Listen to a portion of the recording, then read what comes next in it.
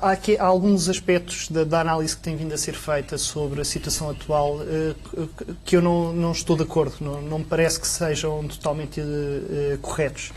Nós estamos a viver um momento de grande euforia. Seria bom termos memória o momento que estávamos a viver há exatamente um ano atrás. Eu lembro-me, por um conjunto de circunstâncias, lembro-me bastante bem que há um ano atrás, quando houve a primeira ida aos mercados, foi anunciado que nós estávamos a livrar-nos dos maus tempos, não é? E tivemos, não foi bem anos horríveis da Rainha Isabel II, mas foi um ano em que estivemos à beira de uma enorme crise política, de uma enorme ruptura, também do ponto de vista económico. Em que as taxas de juros da dívida pública, por causa da crise, pularam 2 pontos e chegaram a 7%. E, portanto, isso é o primeiro aspecto e nós devemos ter em consideração estas tendências, ainda por cima, o que assistimos este ano, o que assistimos não este ano, é na última semana.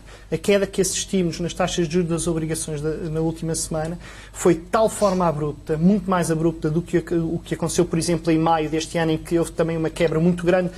Poucas semanas depois voltaram a subir as taxas de juros. Nós tivemos aqui uma queda abrupta, que não é uma queda que tenha acontecido em Portugal. Aliás, se olharmos para os dados dos últimos 12 meses, a diferença entre as taxas de juros pagas pelo Estado português e as taxas de juros pagas, por exemplo, por Espanha ou pela Irlanda, praticamente não se alterou o diferencial, manteve-se praticamente igual. Portanto, foi uma descida para a zona euro. Foi uma descida para a zona euro, em que, curiosamente, o país, não foi toda a zona euro, porque tivemos países, por exemplo, para a França aumentaram as taxas de juros.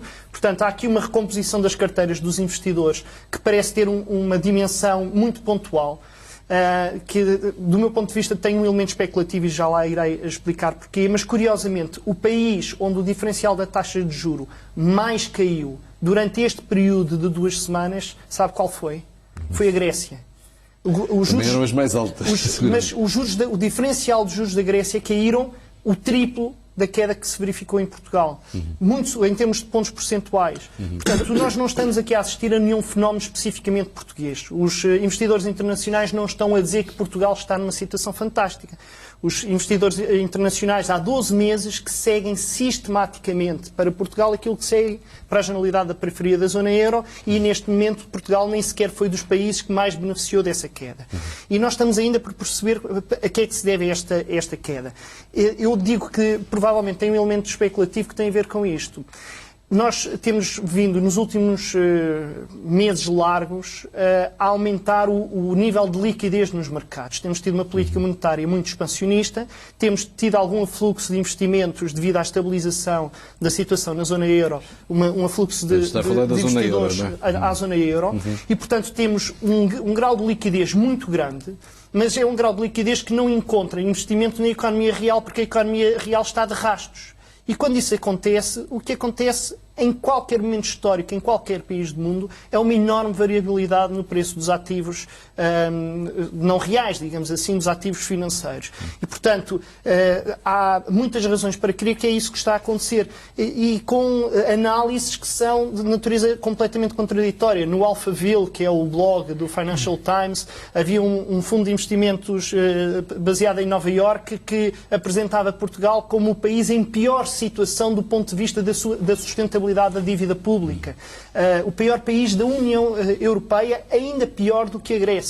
Ou seja, dizia que a probabilidade de Portugal conseguir entrar numa trajetória de sustentabilidade da dívida era reduzidíssima, era o mais reduzido de toda a União Europeia e achavam que isso não iria acontecer. Bom, tudo isto tem a ver, depois vamos ver quem é que é esse fundo de investimento, e é um fundo de investimento que tem interesse de short selling, portanto, podemos associar uma coisa à outra, mas o que isto nos diz é, nós estamos a assistir na Europa a movimentos especulativos enormes associados a uma situação da economia real de essencialmente estagnação, deixou de cair, está estagnada, não existem grandes perspectivas de grande crescimento e os investidores procuram taxas atrativas e estão a encontrar taxas atrativas, como aliás já foi aqui dito anteriormente. Portanto, tem investimentos sobretudo na área financeira e não na economia real, é isso? E encontraram neste momento uma oportunidade de fazer algum dinheiro investindo em obrigações dos países do Sul, porque estão a entender por parte das instituições europeias que resolveram empurrar mais um bocado com a barriga para a frente os problemas que estão por resolver resolver, porque os problemas na União Europeia estão por resolver,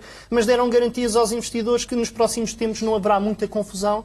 Portanto, parece-me que é muito precipitado estarmos a dizer que estamos perante sinais magníficos. Portanto, ainda não abrimos as garrafas de champanhe. Não, eu acho que não temos motivos para abrir garrafas de champanhe. Nós sabemos que há muitos indicadores a darem-nos sinais de que a economia portuguesa está a melhorar. Há bons motivos para acreditarmos que isso acontece. Desde logo, há motivos políticos. Em 2013 sabemos que a austeridade foi menor do que devia ter sido porque o Tribunal Constitucional chumbou parte das medidas de austeridade que estavam previstas. Temos um fenómeno que é económico nacional, que é as pessoas estiveram muito assustadas durante uma série de tempo e, portanto, pouparam muito e, se calhar, pouparam, a certa altura, chegaram à conclusão que parte das poupanças que tinham podiam gastar. Agora, nós temos também muitos sinais preocupantes na nossa economia. Nós não fiquemos convencidos que tudo que se passa na economia portuguesa neste momento é positivo. Não vimos ainda uma retoma do investimento. Não vimos. Não vimos ainda uma diminuição do crédito mal parado, pelo contrário, vemos um aumento do crédito mal parado. Não vemos uma criação, fala-se muito da reindustrialização e do aumento do peso da indústria. A indústria não está a criar emprego. Foi muito discutida o anúncio dos 120 mil postos de trabalho a mais entre o primeiro e o terceiro trimestre de 2013. Há muitas razões para ter dúvidas sobre a qualidade do emprego que está em causa, mas, independentemente da qualidade do emprego que está em causa, nós vemos que o aumento é praticamente todo explicado pelos serviços. A indústria teve uma evolução negativa, mesmo no período que supostamente foi o melhor período dos últimos anos em termos de emprego em Portugal. Mas o aumento das exportações não vai acabar por trazer para a economia real um conjunto de benefícios? Deixe-me falar-lhe então do aumento das exportações. O que se está a passar do ponto de vista das exportações são vários fenómenos que todos eles contam para o que se está a passar. Há um primeiro fenómeno que já vinha de trás, nós sabemos de 2005 a 2007 foi um período de enorme crescimento das exportações, temos tido alguma tendência, o mercado interno já está em fraco crescimento há muitos anos, portanto tem havido uma tendência natural para as empresas portuguesas se virarem mais para o exterior. Isto é uma parte da história, é a parte boa da história. A partir daqui nós não temos muito mais parte boa da história e provavelmente não temos a parte mais importante. Eu não sei se as pessoas têm consciência disto, mas 3/4 do aumento das exportações entre 2008 e 2013 é explicado por 5 tipos de produtos. Todos eles matérias-primas. Todos eles matérias-primas. Temos o petróleo, temos o papel e a pasta de papel, temos o plástico e a borracha, temos os produtos alimentares. Tudo matérias-primas. O que é que isto nos diz? Diz-nos duas coisas. Primeiro, diz-nos que nós temos... O petróleo estamos... está a falar de produtos refinados, não é? O petróleo, a refinação do petróleo. Não é? A refinação do petróleo, como sabemos, conta mais de metade do aumento das exportações no último ano. Estes produtos contam 3/4 do aumento das exportações desde o período pré-crise. Isto significa dois tipos de coisas.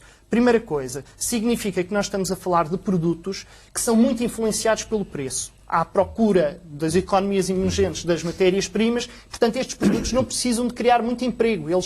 Quando os preços no mercado internacional aumentam, as exportações em termos nominais aumentam.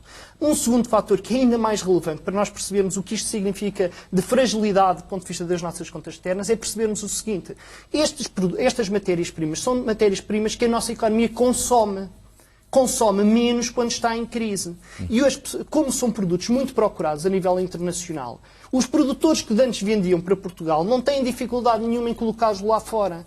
Assim que a nossa economia recuperar um bocadinho, parte daquilo que são exportações voltam a não ser exportações, voltam a ser vendas para o mercado interno. Portanto, a outra parte que falta explicar das exportações é o turismo.